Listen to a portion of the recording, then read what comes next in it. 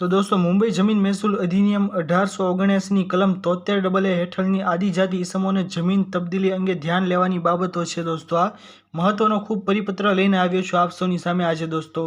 વિડીયોને શરૂ કરતાં પહેલાં હું આપ સૌને જણાવી દઉં દોસ્તો કે જો આપ સૌ અમારી ચેનલ ખેડૂત ઓનલાઈન પોઈન્ટ પર નવા છો તો ફટાફટ અમારી ચેનલને સબસ્ક્રાઇબ કરી લો, જેના લીધે આવી જ મહત્વપૂર્ણ માહિતી આપ સૌને આ ચેનલના માધ્યમથી મળતી રહે। તો ચાલો દોસ્તો આજની આ વિડીયોને શરૂ કરીએ। તો દોસ્તો પરિપત્ર ઉપર આપણે ધ્યાન આપીએ તો આદિજાતિના લોકોએ ધ્યાન કરેલ જમીનની તબદીલી અંગે મહેસૂલ વિભાગ ઉપર વંચાણ 1માં લીધેલ પરિપત્રથી સંકલિત સૂચનાઓ બહાર પાડવામાં આવેલ છે।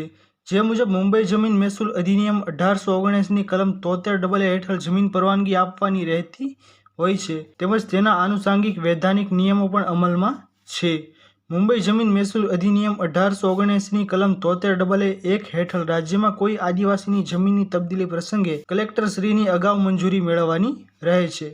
ગુજરાત જમીન મહેસૂલ સુધારા નિયમોની કલમ 57(ઢ)(Lની જોગવાઈ મુજબ કલેક્ટર જમીન નામફેર કરવા માટેની શરતો સંજોગો દર્શાવવામાં આવેલ છે, જેની પેટા કલમ 3 મુજબ ઔદ્યોગિક અંડરટેકિંગ માટેની જરૂરી જમીનો હોય તે માટે રાજ્ય સરકારની પૂર્વ મંજૂરી મેળવવાની થાય છે। રાજ્યના આદિવાસી વિસ્તારવાળા જિલ્લાઓ કે જ્યાં નવા ઉદ્યોગો માટે જમીનની જરૂર પડતી હોય છે તે માટે વિસ્તારોમાં આદિવાસીઓની જમીન સિવાય બીજી જમીન મળી શકતી નથી, અન્યથા ઔદ્યોગિક વિકાસ થઈ શકે નહીં, તેમજ આ વિસ્તારમાં ઉદ્યોગો સ્થાપવાની સ્થાનિક લોકોને રોજગાર તક પણ પૂરી પાડી શકાય, તેમજ સર્વાંગી વિકાસ પણ શક્ય બની શકે। આથી ઉદ્યોગના હેતુ માટે આદિવાસીઓની જમીન મેળવવામાં મુશ્કેલી ન રહે તે હેતુસર ઉપર વંચાણ લીધેલ પરિપત્રમાં ઔદ્યોગિક એકમો પાસે લઘુ, મધ્યમ અને મોટા ઉદ્યોગો પાસેથી ઉદ્યોગ રજિસ્ટ્રેશન મેળવવામાં આવ્યું હોવાથી ખાતરી કરવામાં આવે છે। તાજેતરમાં ભારત સરકાર દ્વારા ઇઝ ઓફ ડુઇંગ બિઝનેસમાં ભાગરૂપે ઉદ્યોગોના લાયસન્સની નીતિમાં ફેરફારો કરેલ છે।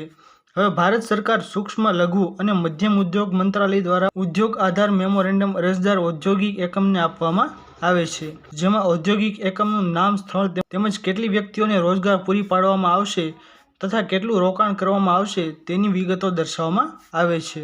તેવી જ રીતે અગાઉ ભારત સરકાર દ્વારા મોટા ઔદ્યોગિક એકમોને letter of intent industrial licence આપવામાં આવતું હતું, પરંતુ હવેથી મોટા ઔદ્યોગિક એકમો માટે ભારત સરકારના વાણિજ્ય અને ઔદ્યોગિક મંત્રાલય ઇન્ડસ્ટ્રીયલ એન્ટરપ્રિન્યોર્સ મેમોરેન્ડમ મંજૂર કરવામાં આવે છે, જે અંગે આ વિભાગના તારીખ 16/5/2018ના પત્રથી ઉદ્યોગ કમિશનરશ્રીઓને અભિપ્રાય આપવામાં આવેલ છે કે જો સંસ્થાએ IEM મેળવેલ હોય તો letter of intent industrial licence મેળવવાનું રહે છે કે કેમ, આ બાબતે ઉદ્યોગ કમિશનરશ્રીના તારીખ 28/5/2018ના પત્રથી મેળવવામાં આવેલ માર્ગદર્શન મુજબ ઇન્ડસ્ટ્રીયલ લાયસન્સ મેળવવાનું રહેતું નથી।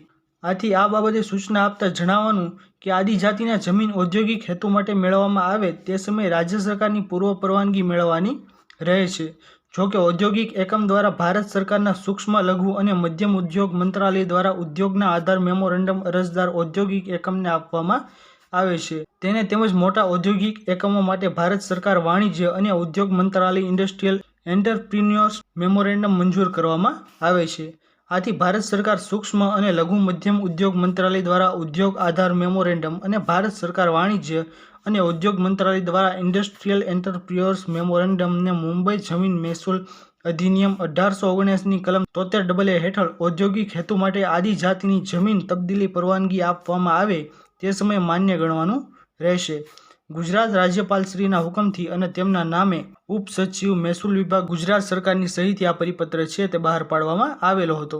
ખૂબ જ મહત્વનો પરિપત્ર છે દોસ્તો। 73A જમીન ધારણ કરતા હોય તે વ્યક્તિને ખાસ કામ લાગે એવો છે પરિપત્ર, ઔદ્યોગિક હેતુ માટેનો છે, વાણિજ્ય કામ કરતા હોય તે લોકો માટે પણ આ કામનો પરિપત્ર છે।